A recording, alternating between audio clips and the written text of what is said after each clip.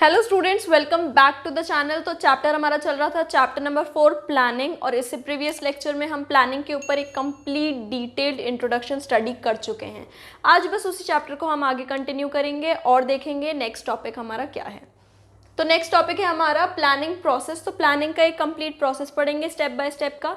तो first step से शुरू करते हैं, setting up of objectives. Setting up of objectives का मतलब होता है प्लानिंग का ये फर्स्ट स्टेप है। इसमें मैनेजर को ऑब्जेक्टिव सेट करने होते हैं, और ऑब्जेक्टिव वो किसके बेस पे सेट करेगा उसको भी कंसिडर करना होता है। उसके ऑर्गेनाइजेशन के इंटरेस्ट, गोल्स और एम, टारगेट्स क्या हैं, और फिर उसके बाद वो उसको ऑब्जेक्टिव सेट करने होते हैं। ऑब्जेक्टिव सेट करने के भाई कुछ एग्जाम्पल्स हो सकते हैं, जैसे कि आप एग्जाम्पल ले लीजिए कि एक ऑर्गेनाइजेशन का ऑब्जेक्टिव है कि इस ईयर मुझे सेल्स इंक्रीज़ करनी है, इस ईयर मुझे प्रॉफिट इंक्रीज़ करना है। इस तरीके से कुछ ऑब्जेक्टिव्स हो सकते हैं।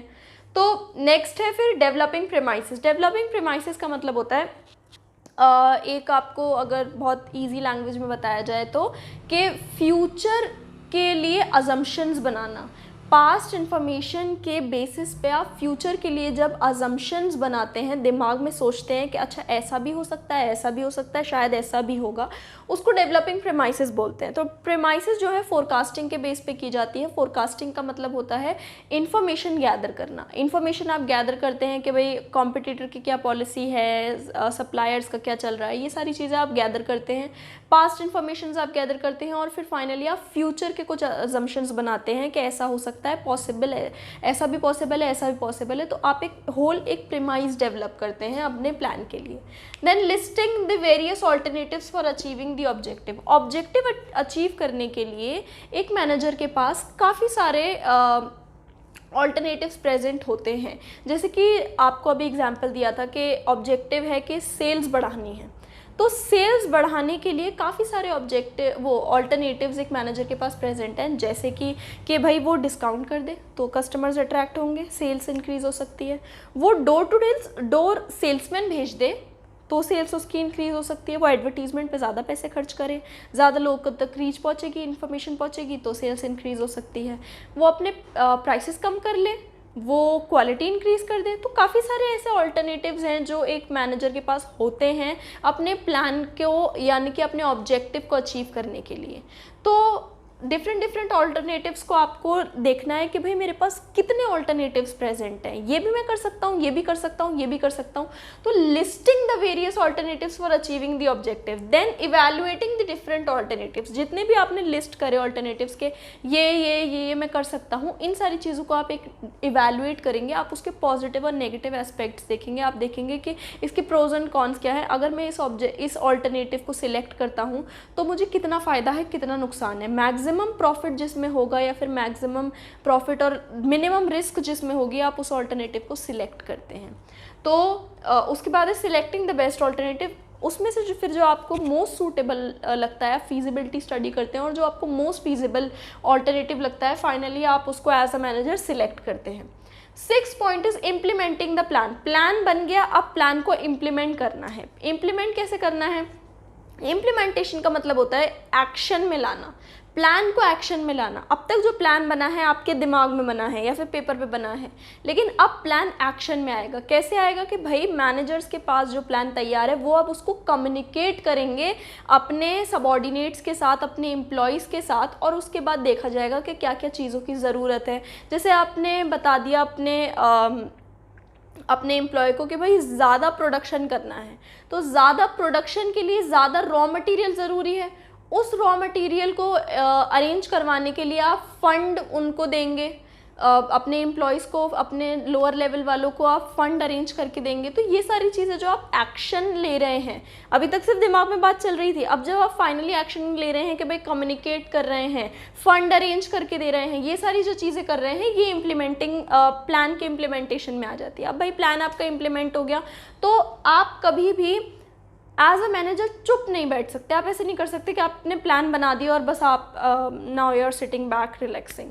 आप ऐसा नहीं कर सकते। आपको टाइम पे फॉलोअप लेना पड़ता है। फॉलोअप का मतलब होता है कि आपको टाइम पे चेक करना होता है कि भाई प्लान कैसा जा रहा है, या फिर जो इम्प्लीमेंटेशन है प्लान का वो कैसा चल रहा है, कैसी वर्किंग है, कैसी नहीं है। और इनकेस अगर बिजनेस इन्वायरमेंट में किसी भी तरीके का कोई चेंज आया है तो फिर आपको उसके अकॉर्डिंग अपने प्लान में मॉडिफिकेशन करना होता है। आप कभी भी चुपचाप नहीं बैठ सकते हैं, आप आगे का सोचते रहते हैं, आप लगातार प्लानिंग करते रहते हैं, आप एक लगातार फॉलोअप लेते रहते हैं। तो ये था भाई हमारा प्लानिंग का प्रोसेस। तो चलिए समझते हैं प्लान क्या होता है। जब हम प्लानिंग करते हैं तो ऑफ कोर्स हम प्लान बनाने के लिए ही प्लानिंग करते हैं। तो प्लान का क्या मतलब होता है? Plan is a document that outlines how goals are going to be met, यानी कि एक डॉक्यूमेंट है प्लान जो आपको एक कंप्लीट इन्फॉर्मेशन देगा, एक कंप्लीट गाइडेंस देगा कि आप ये स्टेप्स फॉलो करिए और आप फाइनली अपने गोल तक पहुंच जाएंगे। तो एक ब्लूप्रिंट टाइप का होता है जो आपको स्टेप बाय स्टेप का पूरा एक कंप्लीट गाइडेंस देता है जिससे आप अपने गोल तक पहुंचेंगे। प्लान आप दो तरीके से बना सकते हैं, single use plan and standing plan. Single use plan किसी पर्टिकुलर टारगेट को अचीव करने के लिए बनाया जाता है एक बार के लिए, और स्टैंडिंग प्लान जो होता है उसको आप रिपीटेड वे में यूज़ कर सकते हैं। तो आप सिंगल यूज़ प्लान और स्टैंडिंग प्लान को डिटेल में समझते हैं। तो चलिए देखते हैं सिंगल यूज़ प्लान्स क्या होते हैं और स्टैंडिंग प्लान्स क्या होते हैं। सिंगल यूज़ प्लान्स जो होते हैं, these are the one time use plan designed to achieve a particular goal. किसी पर्टिकुलर गोल को अचीव करने के लिए आप जो वन टाइम यूज़ प्लान बनाते हैं उसको आप सिंगल यूज़ प्लान बोलते हैं। यानी कि सपोज़ आपका एक ऑब्जेक्टिव है कि आपको सेल इंक्रीज़ करनी है, तो वो सेल इंक्रीज़ करने के लिए आपने जो भी प्लान बनाया होगा कि आपको डिस्काउंट देना है, आपको ये मैन्युफैक्चरिंग इंक्रीज़ कर देनी है, आपको जो भी आपने प्लान बनाया होगा वो आपका एक स्पेसिफिक पीरियड तक का होगा। जब आपका वो, अगर आपकी सेल्स अचीव हो जाएगी, आपका टारगेट अचीव हो जाएगा, आप उस प्लान को ख़त्म कर देंगे, फिर आप उसको दोबारा यूज़ नहीं करेंगे। तो सिंगल यूज़ प्लान जो होते हैं वो सिर्फ वन टाइम यूज़ होते हैं, आपका गोल अचीव होने के बाद वो यूज़ नहीं किए जाते हैं। तो फीचर्स क्या है? Used only once, prepare to meet the demand in specific situation. किसी स्पेसिफिक सिचुएशन की डिमांड को मीट करने के लिए ही सिंगल यूज़ प्लान बनाए जाते हैं। Then discarded when situation is over, जब सिचुएशन वो ख़त्म हो जाएगी तब आप उस प्लान को डिस्कार्ड कर देंगे। जैसे अभी एग्जांपल दिया कि अगर आपको सेल इंक्रीज़ करनी है और फाइनली जब आपकी सेल इंक्रीज़ हो जाएगी, आप एक पर्टिकुलर टारगेट को अचीव कर लेंगे, फिर आप उस प्लान को डिस्कार्ड कर देंगे, आप जो डिस्काउंट दे रहे थे आप उसको बंद कर देंगे। Then new plan is prepared for new situation. अगली कोई सिचुएशन आएगी कि सपोज अब नया ऑब्जेक्टिव है कि भाई मुझको प्रॉफिट अर्न करना है, तो फिर कोई और आप प्लान बनाएंगे। तो नया प्लान हर सिचुएशन के लिए बनता है। सिंगल यूज़ प्लान में यही होता है कि आप किसी पर्टिकुलर सिचुएशन को, किसी पर्टिकुलर टारगेट को मीट करने के लिए आप सिंगल यूज़ प्लान बनाते हैं, और जब वो सिचुएशन ख़त्म हो जाती है, वो टारगेट मीट हो जाता है, उसके बाद आप उस प्लान को डिस्कार्ड कर देते हैं और अगली सिचुएशन के लिए नया प्लान बनाते हैं। स्टैंडिंग प्लान में क्या होता है? Also known as repeat use plans. इसको रिपीट यूज़ प्लान्स के नाम से भी जाना जाता है। These plan focus on situation which occur repeatedly. ऐसी बहुत सी सिचुएशंस होती हैं जो बार बार अकर होती हैं, तो उनके लिए ये प्लान्स बनाए जाते हैं। इनका जो यूज़ होता है वो रेकरिंग यूज़ होता है, बार बार रिपीटेड वे में ये यूज़ होते हैं। बनाए सिर्फ एक ही बार जाते हैं लेकिन लॉन्ग टाइम तक ये चलते हैं, बार बार यूज़ होते रहते हैं। आप एक अच्छा एग्जाम्पल ले लीजिए स्टैंडिंग प्लान का, कि भाई आपके ऑर्गेनाइजेशन का फ़िलहाल टारगेट ये है कि आपको अपनी ऑर्गेनाइजेशन के अंदर एम्प्लॉयज़ में डिसिप्लिन चाहिए। तो आपको डिसिप्लिन चाहिए, आपने रूल बना दिया, आपने कोई रूल बना दिया, ये आपके प्लानिंग के ही प्रोसेस में आ रहा है रूल्स बनाना। तो आपने रूल बना दिया कि भाई आप सुबह 8 बजे आएंगे, या फिर इस तरीके से आपने कोई भी रूल बना दिया। तो ये जो रूल है वो एक बार बन गया, ये प्लान है जो एक बार बन गया, लेकिन ये इम्प्लीमेंट हो रहा है बहुत टाइम तक ये इम्प्लीमेंट होता रहेगा, बार बार इम्प्लीमेंट होता रहेगा।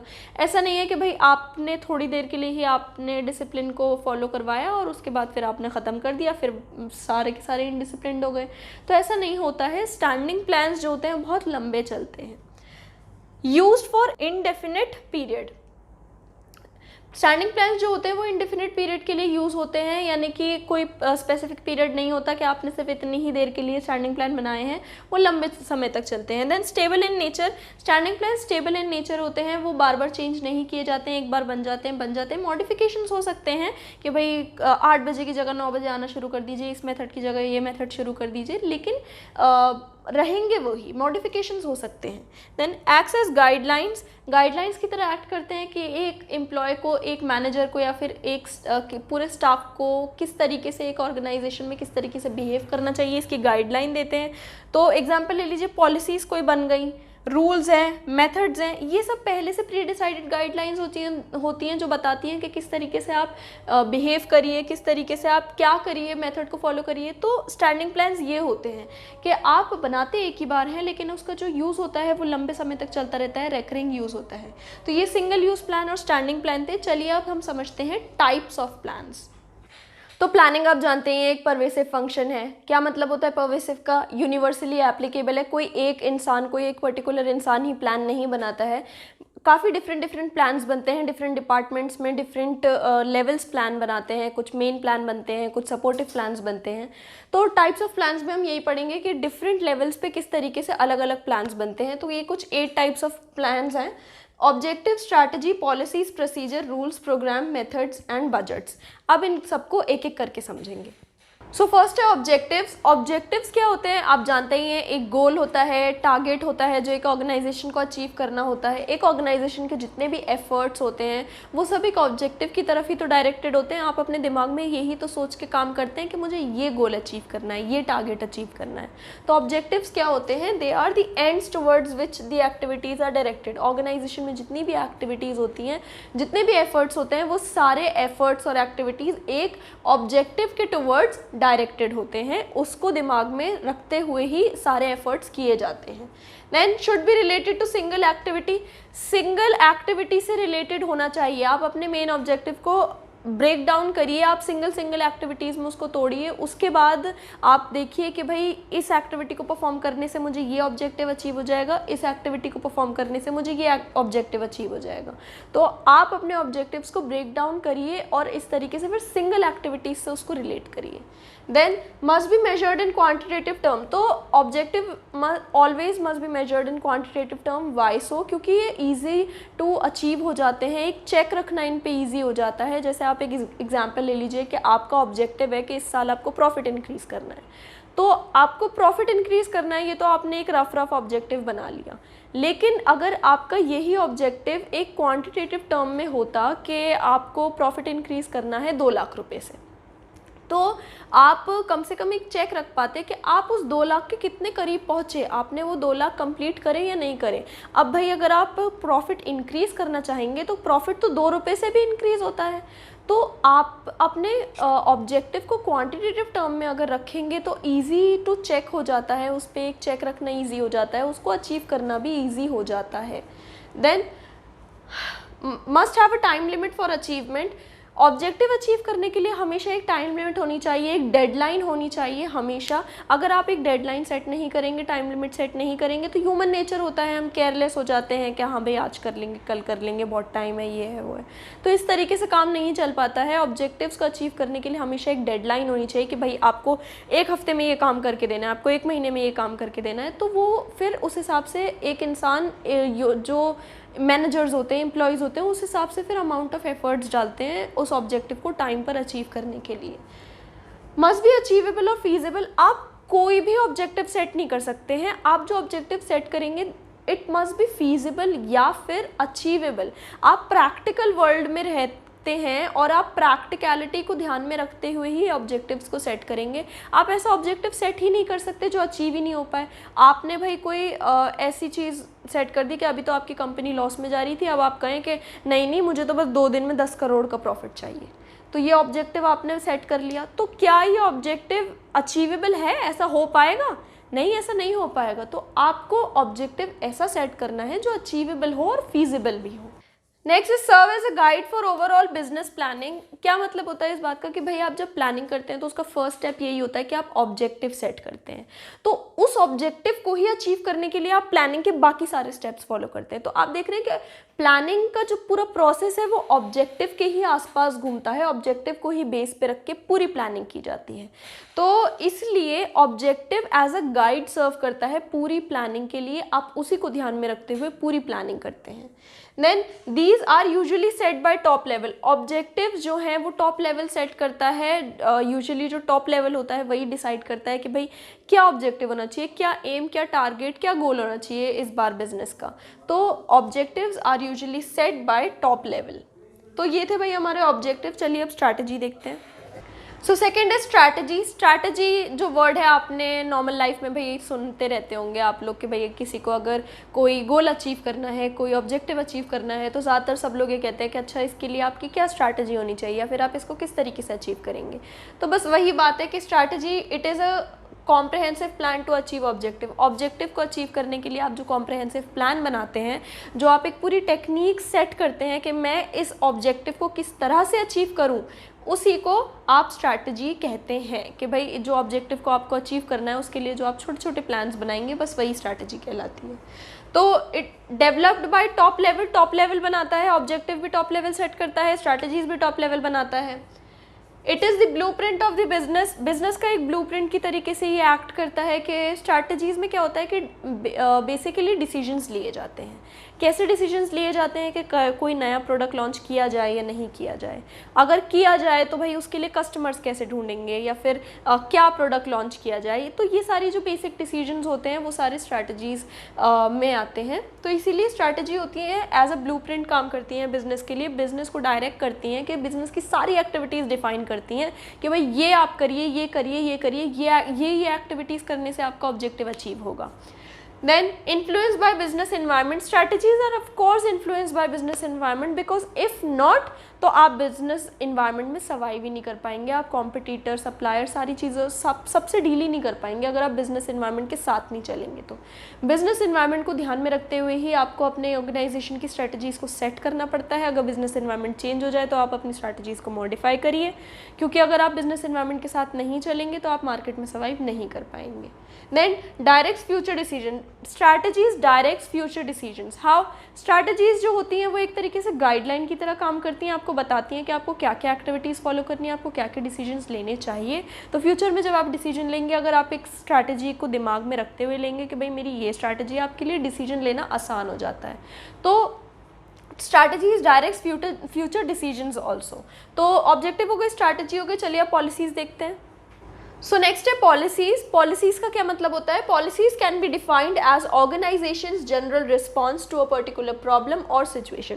ऑर्गेनाइजेशन के सामने कोई भी एक पर्टिकुलर सिचुएशन अराइज हो सकती है, कोई भी प्रॉब्लम अराइज हो सकती है, और बस उसी प्रॉब्लम या सिचुएशन को किस तरीके से डील करना है, टैकल करना है, इस चीज़ के बारे में जब आप पहले से डिसाइड करके रखते हैं, वही पॉलिसी कहलाती है। तो एग्जाम्पल ले लीजिए कि नो क्रेडिट सेल पॉलिसी, हम उधार पे सामान नहीं बेचते हैं।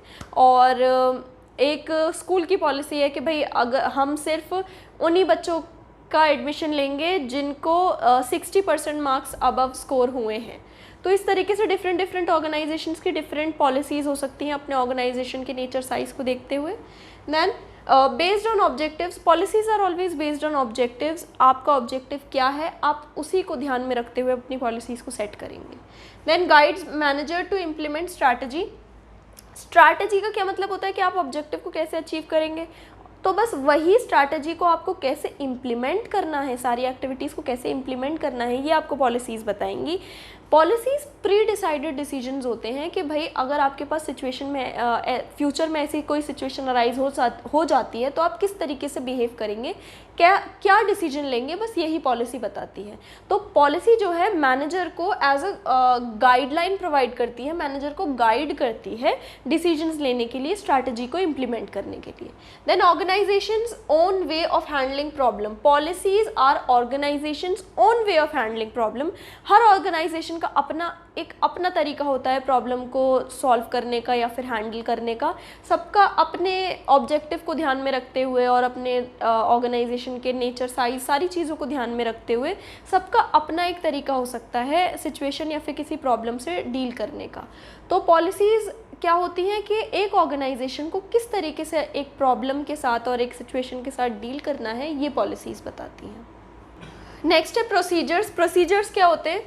These are the required steps established in advance to handle future condition। Future में कोई भी सिचुएशन आएगी, कोई भी कंडीशन आएगी, उसको कैसे हैंडल करना है, इसके एक स्टेप बाय स्टेप के प्रोसेस को आप प्रोसीजर कहते हैं। तो क्या है कि भाई ये तो हमने पॉलिसीज़ में पढ़ा था कि फ्यूचर कंडीशन को किस तरीके से टैकल करना है, ये पॉलिसीज़ में आता है, लेकिन प्रोसीजर और पॉलिसीज़ में क्या डिफरेंस है कि प्रोसीजर में स्टेप बाय स्टेप का प्रोसेस होता है। आप स्टेप बाय स्टेप सारी चीज़ें बताते हैं कि आप ये करेंगे, फिर ये करेंगे, फिर ये करेंगे। तो इस तरीके से पूरा एक स्टेप बाय स्टेप का एक पूरा प्रोसेस होता है जिसमें आप फ्यूचर कंडीशन को हैंडल करते हैं। Then sequence of steps to carry on different activities, वही जो बात बताई कि डिफरेंट एक्टिविटीज़ को कैरी करने के लिए आपको सीक्वेंस ऑफ स्टेप्स में जाना पड़ता है। Then generally meant for insiders only, क्या मतलब है, जैसे आप एक एग्जांपल ले लीजिए कि आप एक यूनिवर्सिटी हो, आप एक कॉलेज हो और आपको एडमिशन करने हैं बच्चों के। तो आप एडमिशन कैसे करेंगे, पहले तो आप भाई एप्लीकेशन फॉर्म इशू करेंगे, फिर बच्चे जब उसे फिल करेंगे तब आप वो एप्लीकेशन फॉर्म को अप्रूव करेंगे, फिर एंट्रेंस टेस्ट कंडक्ट करवाएंगे, फिर सिलेक्शन होगा, फिर इंटरव्यू होगा, फाइनली जाके एडमिशन होता है। तो देख रहे हैं कि ये एक स्टेप बाय स्टेप का प्रोसेस है जिसमें आपने किया। तो इनसाइडर्स के लिए ही है, आप बाहर वालों के लिए जैसे कि आप सप्लायर्स के लिए या फिर आप कस्टमर्स के लिए एक इतना लंबा चौड़ा प्रोसेस नहीं रखते हैं, ये इनसाइडर्स के लिए ही होता है। ये जो प्रोसेस होता है, पूरा प्रोसीजर जो होता है वो इनसाइडर्स के लिए होता है।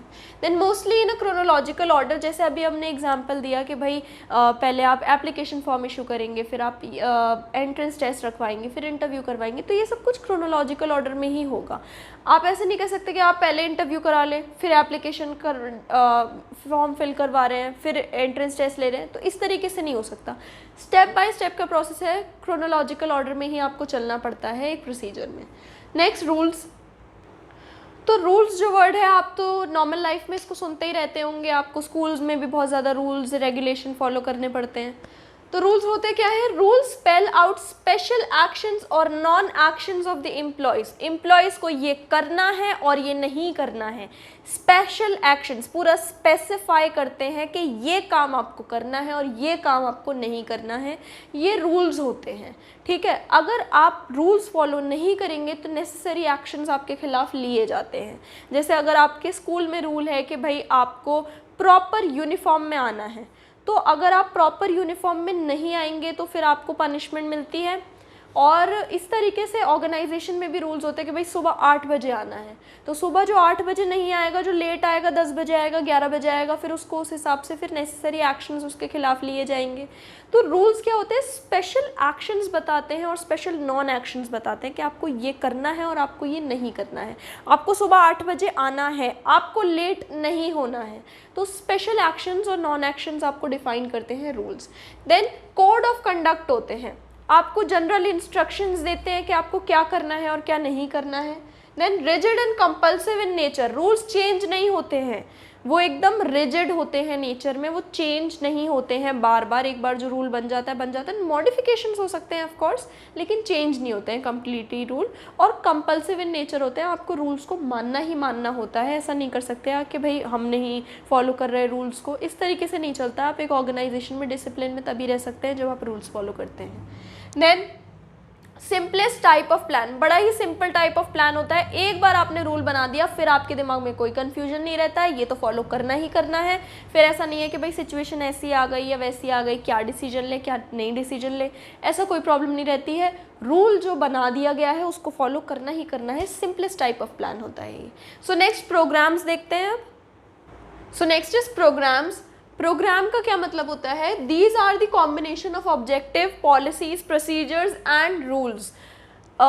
आपने ये सब पढ़ा कि भाई ऑब्जेक्टिव, पॉलिसी, प्रोसीजर, रूल्स, ये सारी जो चीज़ें होती हैं, इन सबको कंबाइन करके एक प्रोग्राम बनता है। एक ऑब्जेक्टिव को आपको अचीव करना है, एक गोल को आपको अचीव करना है, वो गोल आप किस तरीके से अचीव करेंगे उसके लिए आपको काफ़ी सारे स्टेप्स फॉलो करने पड़ते हैं, काफ़ी सारे छोटे छोटे प्लान्स फॉलो करने पड़ते हैं। उन सारी चीज़ों को मिला के एक प्रोग्राम बनता है। क्या मतलब होता है, it is a detail statement about a project. किसी भी प्रोजेक्ट के बारे में एक डिटेल स्टेटमेंट को प्रोग्राम कहते हैं। जैसे अगर आपको शॉपिंग मॉल बनाना है, तो आपको शॉपिंग मॉल बनाने के लिए सिर्फ एक प्लान की ज़रूरत नहीं होगी, आपको डिफरेंट प्लान्स की ज़रूरत होती है। तो उस टाइम पे क्या होता है कि भैया ऑब्जेक्टिव सेट करते हो, स्ट्रैटेजी बनाते हो, पॉलिसी, प्रोसीजर, रूल्स, सारी चीज़ें बनती हैं। तो उन सारी चीज़ों को एक साथ अगर आप कंबाइन कर दें तो आपका एक कंप्लीट एक प्रोग्राम डेवलप हो जाता है कि आप इस शॉपिंग मॉल को ऐसे बनाएंगे। तो it is a detailed statement about a project. Then prepared for various activities. Various activities के लिए प्रोग्राम बनाया जाता है, ज़रूरी नहीं किसी एक ही एक्टिविटी के लिए बनाया जाए, वेरियस एक्टिविटीज़ के लिए डिफरेंट प्रोग्राम्स बनाए जाते हैं, डिफरेंट लेवल पे डिफरेंट प्रोग्राम्स बनाए जाते हैं। एक मेन टॉप लेवल पे एक मेन प्रोग्राम बनाया जाता है, फिर जो मिडिल लेवल होता है या लोअर लेवल होता है, अलग अलग डिपार्टमेंट सपोर्टिव प्रोग्राम्स बनाते हैं सेम प्लान्स की ही तरह। इंश्योर सिस्टमैटिक वर्किंग, भाई प्रोग्राम अगर अच्छा होता है तो सिस्टमैटिक वर्किंग होती है कि सारी चीज़ें फिर ठीक से चलती है, objective, strategy, policy, procedure, rule, सारी चीज़ें फिर एक साथ लिंक होते हुए एक दूसरे के साथ फिर काम करती हैं और इस तरीके से सिस्टमैटिक वर्किंग रहती है। So next is methods. Methods are formalised और systematic way of doing routine job. Routine jobs क्या होती हैं? जो बार बार होती हैं, भाई जैसे कि मैन्युफैक्चरिंग हो गई, वो तो रोज़ ही होनी है, उसका तो वो तो रोज़ ही रूटीन जॉब है वो तो करने वाली, तो वो कैसे होनी है, उसका वे क्या है करने का, वो मेथड्स हमको बताते हैं। Then there is no doubt in minds of employees. अगर आप अपने एम्प्लॉयज़ को पहले से मेथड्स बता के रखेंगे, समझा के रखेंगे, तो आपके एम्प्लॉयज़ के दिमाग में किसी भी तरीके का कोई डाउट नहीं होगा, वो बस उसी स्टेप को फॉलो करेंगे, उसी मेथड को फॉलो करेंगे और फिर उसके बाद क्या होगा कि उनके काम में, उनके एक्शंस में फिर यूनिफॉर्मिटी आएगी कि भाई सब अगर एक ही मेथड से काम करेंगे तो फिर उनके एक्शंस में यूनिफॉर्मिटी आती है, सभी एक ही तरीके का आउटपुट देंगे। तो स्टैंडर्डाइजेशन और सिंप्लीफिकेशन ऑफ वर्क वाला जो प्रिंसिपल था वो भी यहाँ पर अप्लाई हो जाएगा कि अगर आपके एम्प्लॉयज़ के दिमाग में कोई डाउट नहीं है, सब एक ही तरीके से काम करेंगे, उनकी सब यूनिफॉर्मिटी इन एक्शन होगी, तो स्टैंडर्डाइजेशन इन वर्क होगा। Then act as a guide for employees. Employees के लिए एज अ गाइड एक्ट करता है, ऑफ कोर्स जैसे आपके एम्प्लॉयज़ को पहले से ये बताता है कि आपको ऐसे करना है, ऐसे करना है, तो it acts as a guides for your employees. Then saves time, money and efforts. Of course आपके एम्प्लॉयज़ को अगर ये पहले से पता है कि क्या काम करना है और कैसे करना है, तो फिर वो अपनी एनर्जी, टाइम किसी भी और चीज़ को करते हुए वेस्ट नहीं करेंगे और फिर क्या होगा कि वर्क में एफिशिएंसी आएगी। Then methods deal with task comprising one step of procedure and specifies how this step has to be performed. इस पॉइंट का मतलब है कि प्रोसीजर जो आपने पढ़ा था, प्रोसीजर, उसमें आपको बताया गया था कि भाई ये स्टेप्स फॉलो होंगे, तो वो स्टेप्स तो आपको प्रोसीजर ने बता दिए, लेकिन वो स्टेप्स कैसे होंगे, क्या वे है उनको एक्शन में लाने का, ये मेथड आपको स्पेसिफाई करता है। तो मेथड क्या है? आपको तरीका बताता है काम करने का कि आप कैसे करिए, आप उसको एक्चुअली में आप अप्लाई कैसे करिए। तो ये था मेथड्स। चलिए अब बजट्स देखते हैं last. So last is budgets. Budgets आपने अपनी नॉर्मल लाइफ में ये वर्ड सुन रखा होगा कि बजट क्या होता है। बजट में क्या होता है कि भाई आपके पास जो अवेलेबल रिसोर्सेज होते हैं उसी के अकॉर्डिंग आप अपने फ्यूचर प्लान्स बनाते हैं। जैसे अगर आप मार्केट जा रहे हैं तो आपके पास जितने पैसे हैं आप उतना ही खर्चा करेंगे, ऐसा नहीं कि भाई आप एक्सीड कर जाएं अपने बजट को और फिर आप देखेंगे मेरे पास तो अब पैसे ही नहीं हैं। तो बजट क्या होता है कि आप फिलहाल अपने अवेलेबल रिसोर्सेज को कंसिडर करते हुए आप फ्यूचर के प्लान्स बनाते हैं और फिर देखते हैं कि एक्सपेक्टेड रिजल्ट क्या आ रहा है। Then budget is a statement of expected results expressed in numerical form. Budget को आप हमेशा न्यूमेरिकल फॉर्म में मेजर करिए ताकि आपके लिए मेजर करना आसान हो जाए, आपके लिए कंपैरिजन आसान हो जाए। जैसे अभी हमने देखा था कि आपने बजट अपना, जैसे आप मार्केट जा रहे हैं तो आपने बजट बनाया कि भाई मेरे पास 3,000 रुपये है, मुझे इसी के अंदर अंदर रहना है। तो अगर आप इसको 3,000 रुपये को अगर आपने अगर मेजर नहीं करा होता न्यूमेरिकल टर्म में, तो आपके लिए मार्केट में जाके बड़ी दिक्कत हो जाती है कि पता नहीं आपको कितना खर्च करना है, क्या है आपका बजट, आपको पता ही नहीं होता। तो इस हिसाब से अगर आप अपने बजट को न्यूमेरिकल फॉर्म में सेट करेंगे तो कंपैरिजन में आसानी होती है। Then serves as a standard for measuring and comparing actual performance. अब फाइनली जब आप मार्केट चले गए तो आपने खर्चा करा, तो फिर आप जब खर्चा करेंगे जो आपके एक्सपेंडिचर्स हैं आप फिर उनको अपने बजट से कंपेयर करेंगे कि क्या ये मेरे मतलब ये जो मैंने खर्चा कर लिया है ये मेरे बजट के अंदर अंदर है या नहीं, इससे एक्सीड तो नहीं कर रहा है। तो उसी तरीके से एक ऑर्गेनाइजेशन जब बजट बनाती है तो उसके बाद जब उसकी एक परफॉर्मेंस निकल के आती है तो उस एक्चुअल परफॉर्मेंस को वो कंपेयर करती है अपने बजट से। वो देखती है कि ये मेरे बजट के अकॉर्डिंग है या नहीं है, जैसा मैंने सोचा था ये वैसा है या नहीं है। Then quantifies future facts and figures. Future के फैक्ट्स और फिगर्स को अभी से क्वांटिफाई कर लेती है, जैसे कि मुझे फ्यूचर में इतना खर्चा करना है, मुझे फ्यूचर में इतनी यूनिट्स प्रोड्यूस करनी है, तो ये सारी चीज़ें आप पहले ही डिसाइड कर लेते हो। Then prepared at every level. Budget हर लेवल पे बनाया जाता है, top, middle, lower. Then mostly financial in nature. Budget बहुत टाइप के होते हैं, प्रोडक्शन बजट होता है, सेल्स बजट होता है, लेकिन ज़्यादातर फाइनेंशियल बजट ही यूज़ होता है। जैसे फाइनेंशियल बजट क्या हो गया कि भाई मेरे पास इतना पैसा है, तो मुझे इसी के अंदर अंदर सारा काम करना है। तो फाइनेंशियल बजट में ये आ गया। तो ज़्यादातर फाइनेंशियल बजट ही प्रिपेयर होता है, बाकी बजट्स भी बनते हैं लेकिन mostly financial budget is prepared. Then ये तो था भाई हमारे types of plans. I hope आपको प्लान समझ आ गए होंगे। तो आज हमने पढ़ा प्लानिंग प्रोसेस और types of plans. I hope आपको समझ आया होगा। बस इसी के साथ हमारा ये चैप्टर खत्म होता है। आप साथ के साथ इसके नोट्स बनाते चलिए, फ्रेंड्स को शेयर करना बिल्कुल ना भूलें, चैनल को सब्सक्राइब ज़रूर कर दें। मिलते हैं आपसे अगले लेक्चर में। Thanks for watching.